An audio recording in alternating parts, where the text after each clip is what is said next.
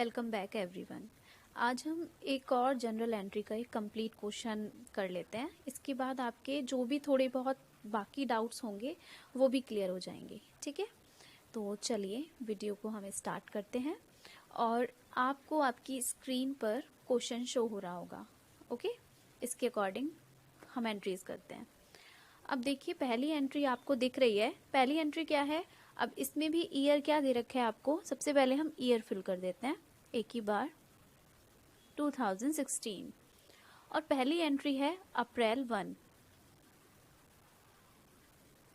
ठीक है, जिसमें कि व्यापार आरंभ किया, नगद रोकड़ 10,000 और माल 5,000। हमने जो पिछली वीडियो में क्वेश्चन किया था उसमें था व्यापार आरंभ किया, केवल कैश की बात हो रही थी। अब जब आप बिजनेस स्टार्ट कर रहे हो तो दोनों ही चीजें, चाहे कैश है चाहे गुड्स है, यानी आप कोई सामान भी लगा रहे हो तो वो दोनों चीजें बिजनेस में आ रहा है ना। तो वहां पर तो खाली कैश था, बट यहाँ पे दो चीजें हैं तो हम दोनों को डेबिट करेंगे।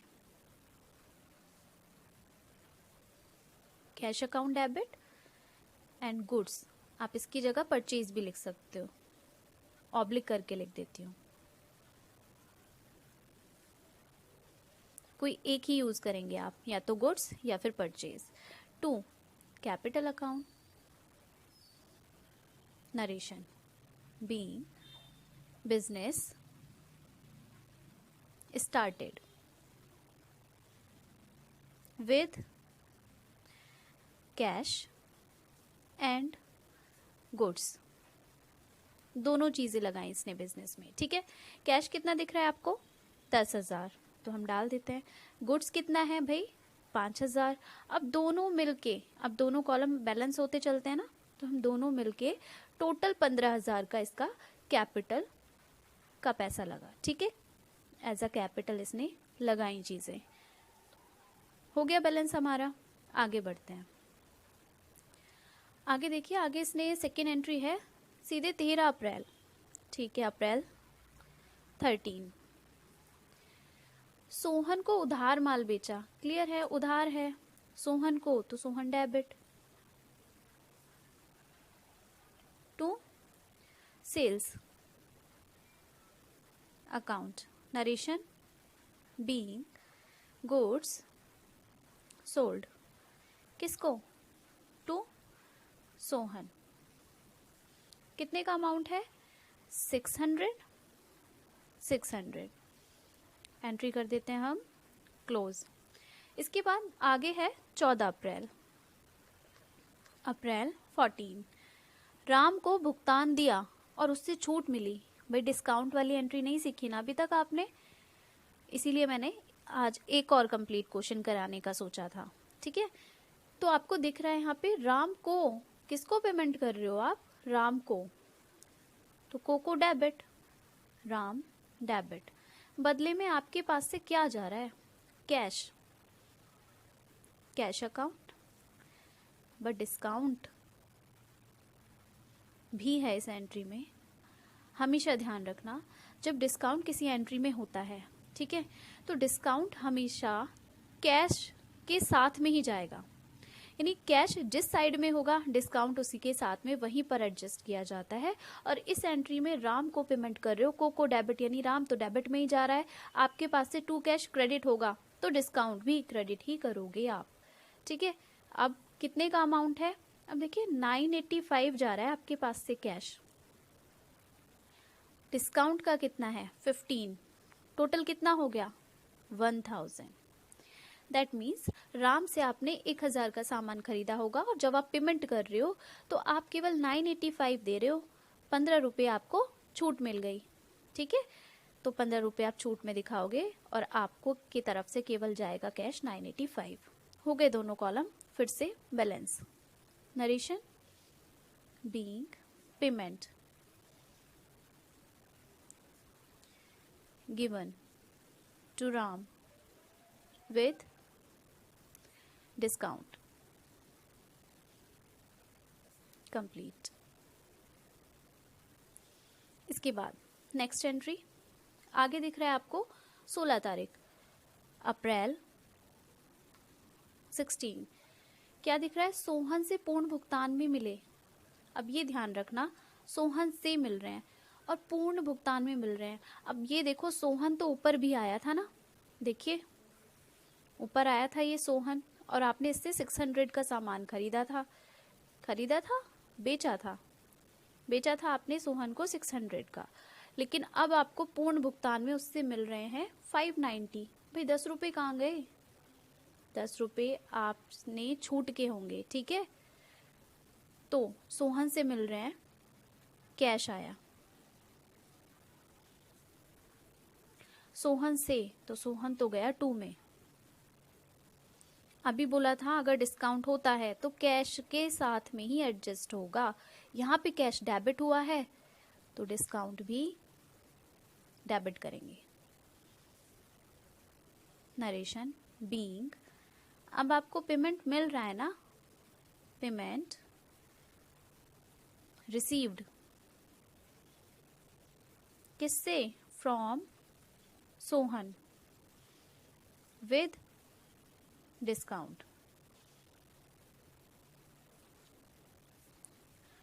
600 की बात थी सोहन से, बट मिले कितने, आपको मिले 590, ठीक है। 10 रुपए क्या हो गया, 10 रुपए आ गए आपके डिस्काउंट के कॉलम में, ओके। तो हो गया ये कॉलम और ये कॉलम बैलेंस। यहाँ पे कुछ वर्ड्स ऑलरेडी हैं इस डायरी में, ये अमाउंट मैंने ऐसे लिख दिया, आई होप आपको दिख रही है, ठीक है। आगे बढ़ते हैं, फिर इस एंट्री को भी हम कर देंगे क्लोज, ठीक है। अब आगे है आपका किराया दिया, तो आप रेंट पे कर रहे हो 24 अप्रैल। खर्चे सारे डेबिट, तो रेंट अकाउंट डेबिट, 2 बदले में cash. Narration being rent paid, कितना है रेंट, 200, ठीक है। अब ये पेपर ना मेरा यहाँ पे क्लोज हो गया। तो अगर आप इस क्वेश्चन को यहाँ कंप्लीट करते हैं, नेक्स्ट पेज पे जाएंगे तो यहाँ का टोटल कर देंगे, और इस टोटल के आगे हम लिखेंगे C/F, कैरिड फॉरवर्ड। यहाँ का टोटल आप डाल देंगे दोनों साइड का, और इसको कवर भी कर देंगे, ठीक है। चलिए फिर अब चलते हैं हम अपने नेक्स्ट पेज पर, ठीक है। और सबसे पहले अब क्या करेंगे, हम जो हमारा पिछले पेज का टोटल था ना, सबसे पहले वो हम यहाँ पर लेकर आएंगे, ठीक है। तो देखते हैं, ये आप हमारा आ गया नेक्स्ट पेज, और इस पे सबसे पहले अब हम यहाँ पे लिखेंगे टोटल B/F, ठीक है। और वो जो टोटल हमने पिछले पेज पे किया वो हम यहाँ पे फिल कर देंगे। इसके बाद अब हम देखते हैं नेक्स्ट एंट्री क्या है। नेक्स्ट एंट्री है हमारी, देखिए 24 अप्रैल ही है, 24 अप्रैल, तो अप्रैल 24।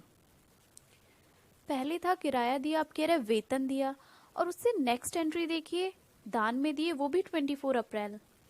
भाई जब सेम डेट होती है ना तो आप उनको कंबाइन कर सकते हो, जिसको बोलते हैं मिश्रित लेखा करना, ठीक है।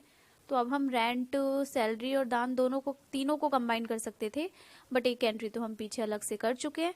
चलिए मैं इन्हीं 2 एंट्री को कंबाइन करके बताती हूँ। अब सैलरी दिया तो सैलरी डेबिट होगा,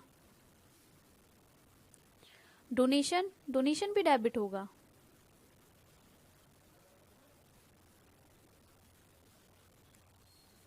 टू दोनों का कैश ही तो जाएगा ना, तो 2 cash account. Narration being salary and donation paid. Amount कितना है, सैलरी का अमाउंट है 325, डोनेशन कितना है 51। अब इन दोनों को कंबाइन करके यहाँ पे हम डाल देंगे अमाउंट 376, ओके। अब देखिए अगर यहाँ पे रेंट होता ना तो हम रेंट भी यहाँ पे कंबाइन कर देते, तो नरेशन में लिखते being rent, salary and donation paid, और फिर तीनों का टोटल करके यहाँ पे फिल कर देते। बट एक एंट्री हम पहले ही सेट कर चुके थे, चलो कोई बात नहीं, हमने बाकी दो को कंबाइन कर दिया। और ऐसा कोई कंपलसरी नहीं है कि सेम डेट है तो कंबाइन ही करना है, आप अलग अलग भी बना सकते हो तो भी आपका क्वेश्चन गलत नहीं होगा। ठीक है, आगे देखिए, आगे है 30 अप्रैल, अप्रैल 30, और क्या दिख रहा है वहां पे, नगद माल बेचा। और देखो उसके आगे, देखो उसके आगे भी अगेन अप्रैल 30 ही है, हरिशंकर को माल उधार बेचा। अब सेम डेट है दोनों एंट्रीज में, तो आप इन दोनों को भी कंबाइन कर सकते हो, और चाहो तो अलग अलग भी कर सकते हो। ठीक है, कंबाइन करने से क्या है, दो दो एंट्री नहीं करनी पड़ती है, एक ही में काम हो जाता है, टाइम बच जाता है और पेपर भी बच जाता है। चलो फिलहाल आपको जैसा लगे आप वैसे अलग अलग भी कर सकते हो, तो मैं कंबाइंड ही बता देती हूँ। ठीक है, अगर आपने नगद माल बेचा है तो भाई कैश आएगा, उधार माल बेचा है तो कैश तो नहीं आएगा।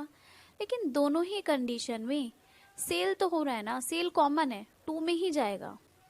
और हरिशंकर को अगर उधार बेचा है उस कंडीशन में हरिशंकर को आप करते डेबिट,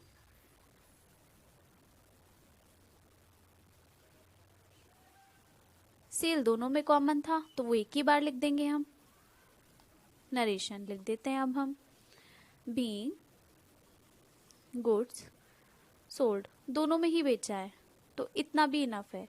ठीक है, अमाउंट क्या है आपकी, कैश की अमाउंट है आपकी 450 और क्रेडिट की अमाउंट है, क्रेडिट सेल मतलब उधार सेल 375। दोनों को कंबाइन करके हम यहाँ पे टोटल कर देते हैं 5825। ठीक है, तो क्लियर है ये आपको। नरेशन, अगर आप इसको ना नरेशन को बढ़ाना चाहो तो लिख सकते हो being goods sold for cash and credit sale to Harishankar, मैं लिख ही देती हूँ, है ना।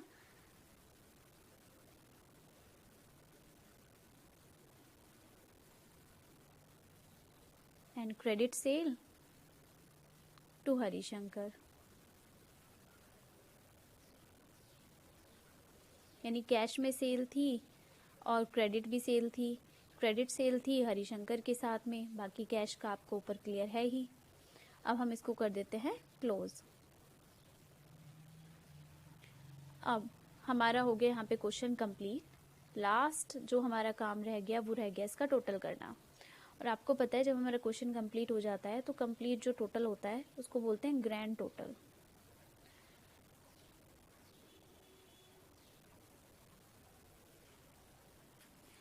पिछले पेज का आप टोटल लेकर आए थे, ये क्वेश्चन मार्क लग रहा है यहाँ पे, आप पिछले पेज का टोटल फिल करेंगे और फिर उसी के साथ में बाकी सारा टोटल भी फिल करेंगे और लिख देंगे लास्ट में।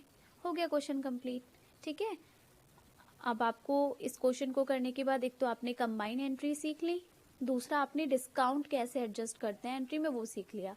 आई होप अब आपको जनरल एंट्री से रिलेटेड सारे डाउट क्लियर हो गए होंगे। ठीक है ना, तो मिलते हैं नेक्स्ट वीडियो में। Okay, bye bye.